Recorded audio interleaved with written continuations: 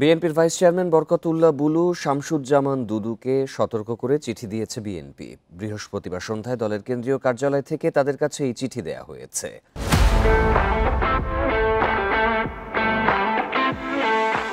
চিঠিতে বলা হয়েছে, তাদের সাম্প্রতিক বক্তব্যে দলের ভাবমূর্তি ক্ষুণ্ণ হয়েছে। ভবিষ্যতে এ বিষয়ে সতর্ক থাকতে বলা হয়। গেল 20 মে এক আলোচনা সভায় জাতীয় নাগরিক পার্টির নেতা হাসনাত আবদুল্লাহর বক্তব্যের প্রতিক্রিয়া জানান শামসুজ্জামান দুদু। কিছুদিন ধরেই তার সেই মন্তব্য নিয়ে সমালোচনা ওঠে সামাজিক যোগাযোগ মাধ্যমে। এদিকে বিএনপির আরেক ভাইস চেয়ারম্যান বরকতুল্লাহ বুলুর বক্তব্য গত কয়েকদিন ধরে আলোচনায় আসে। একটি অনুষ্ঠানে তিনি অন্তর্বর্তী সরকারের প্রধান উপদেষ্টার ধর্মবিশ্বাস নিয়ে প্রশ্ন তোলেন। এমন বক্তব্যের পরপরই তাদের দুজনকে সতর্ক করে চিঠি দিল বিএনপি।